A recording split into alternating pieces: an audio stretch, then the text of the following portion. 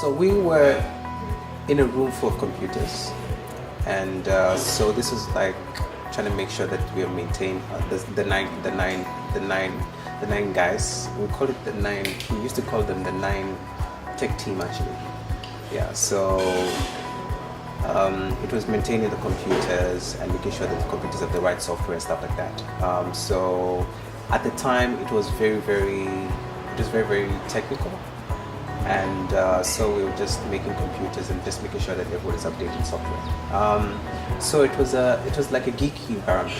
So even though at the time the founders were coming in, basically the focus was more into mobile applications and just making sure that they give us the right platforms, they introduce us the right platforms, like, oh guys, Google this, Google that, or Google has released that. So it was more like in that kind of environment, which used to be very geeky, I can call it. Yeah, so it was first an experience with BongoHive was introducing me to finding out exactly how the internet space works, or how the computer space works. I'm trying to translate that into the Zambian culture. So the process of going from what BongoHive used to be to what it is now, a lot of people will say that we've gone away from our tech roots. I don't think that's the case. It's almost like a tree, so the root system is still there, I feel, so tech is still our core, and then all we're doing is fleshing out all these other branches that are coming out of it. That's basically how I see it. So tech was the seed that birthed a lot of the ideas, and that's still running through the veins, if you will, of what BongoHive is. So some of the opportunities that have led us to grow is definitely the relationship that we have with BongoHive. BongoHive has been like a brother company to us, and we've received mentorship throughout the time the organization has existed, whether that's through informal conversations with Silumesi or Lukonga or Simunza, or even through more formal structures, whereas Lukonga sits on our board. But it's just been amazing to be able to have these conversations and bounce back and have conversations with people who understand your history and where you've come from.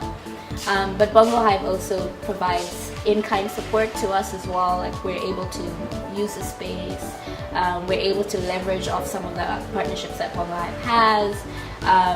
Some of the highlights have been just having exposure in the media, BBC, Arise TV in the US.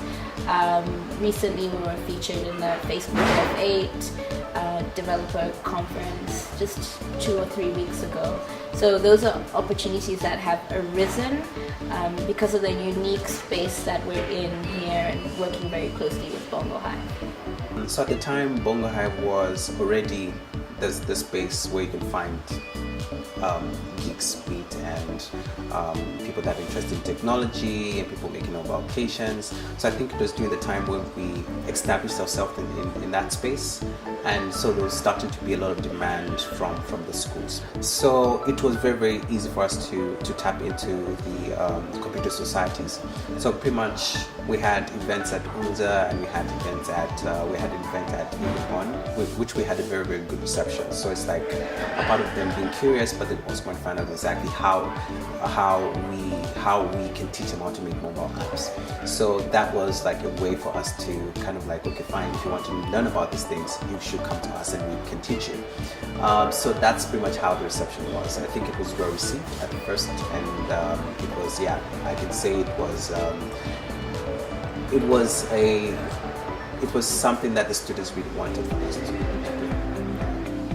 Well, looking at Asika Network then and now, I definitely feel that there's been an evolution and a transition. That initially it was just a platform for women in tech to meet, but it's grown into so much more, but it's still very true to the core of what it set out to be. Influences behind us doing our programs. So our programs are Discover, Launch and Thrive. It's basically the journey of what a business will typically go through. We could have jumped right into something like Techstars or Y Combinator, but for the Zambian context, we needed to do some prep work. So Discover and Launch you can think of as pre-incubation, and those are necessary for where we are right now as a country. Not everyone knows what an incubator is.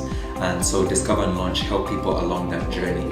And then once they jump into Thrive, they know exactly what they're getting into. So it's a nice ramp up into what could be an investable business, which is, so Discover and Launch are like 2 steps. And then Thrive is, in a sense, now you're in the house and you can play with all the toys and things like that. Yeah.